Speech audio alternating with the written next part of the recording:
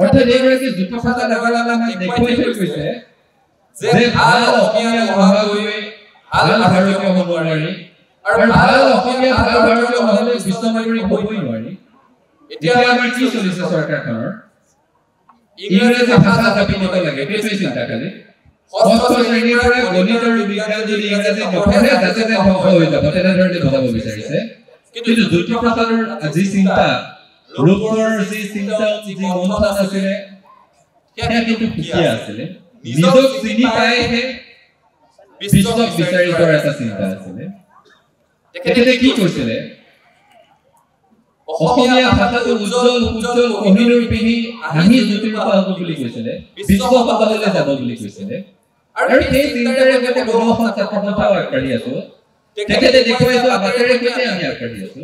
আমি প্ৰথমতে নিজৰ শিপা চিনি পাব লাগিব আৰু শিপা চিনি পাইহে অসম ছাত্ৰ সন্থাই আমি প্ৰতি বছৰে অসমৰ বিভিন্ন প্ৰান্তত আমাৰ ৰূপকোঁৱৰ যিগৰাকী শিল্পীয়ে অসমীয়া জাতি সত্তাটোক চহকী কৰি গ'ল, আধুনিক অসমীয়া মানুহৰ এটা সত্তা সৃষ্টি কৰি গ'ল, সেইগৰাকী শিল্পীয়ে হৈছে ৰূপকোঁৱৰ জ্যোতিপ্ৰসাদ আগৰৱালাদেৱ।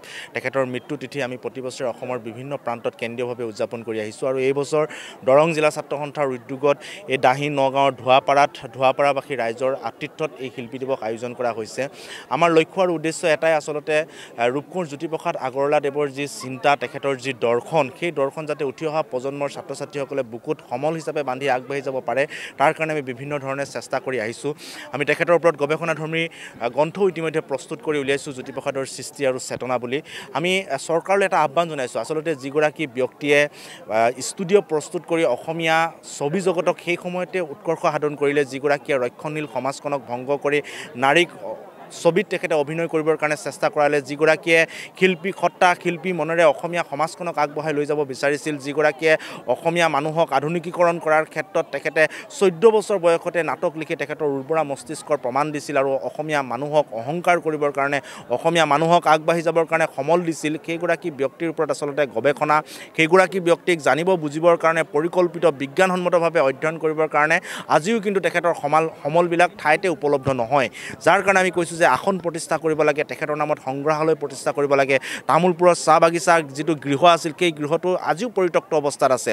সামান্যতম মেৰামতি কৰাৰ পাছত তেখেতৰ যিবিলাক হাৰমনিয়াম হওক, আন যিসমূহ ব্যৱহাৰ্য সামগ্ৰী, সেইসমূহ আজিও পৰিত্যক্ত হৈ আছে। আৰু সেই সামগ্ৰীসমূহৰ জৰিয়তে অসমীয়া জাতিৰ এটা ৰূপৰেখা তাত অংকন কৰা হৈছিল, অসমীয়া জাতিটোক আগবঢ়াই লৈ যাবৰ কাৰণে তাত সৃষ্টি কৰা হৈছিল, তাত চেতনাৰ উপলব্ধ হৈছিল। কিন্তু সেই সমলবিলাক, সেই বিষয়বিলাক গৱেষণা কৰিবৰ কাৰণে আজিও আচলতে যুৱ প্ৰজন্মই আমি সমল বিচাৰি পোৱা নাই। যাৰ কাৰণে বিজ্ঞানসন্মতভাৱে পৰিকল্পিতভাৱে এটা সাংস্কৃতিক সংগ্ৰহালয়, এটা প্ৰকল্প স্থাপন কৰিব লাগে জ্যোতিপ্ৰসাদৰ আগৰৱালাদেৱৰ নামত, য'ত কেৱল সংস্কৃতিয়ে নহয়, সকলোবিলাক তেখেতৰ সৃষ্টি, তেখেতৰ চিন্তা, তেখেতৰ বিপ্লৱ, তেখেতৰ আধুনিক মন, অসমীয়া সমাজক লৈ কৰা চিন্তা, গোটেইবিলাক যাতে উপলব্ধ হয়, তাৰ কাৰণে এটা সাংস্কৃতিক প্ৰকল্প স্থাপন কৰিব লাগে। আৰু দুয়োখন বিশ্ববিদ্যালয়ত আসন প্ৰতিষ্ঠা কৰি গৱেষণামূলকভাৱে আগবাঢ়ি যাবৰ কাৰণে আমাৰ নৱপ্ৰজন্মক, উঠি অহা প্ৰজন্মক তেখেতসকলে সমল দিব লাগে, সেই আহ্বানে আমি জনাইছোঁ।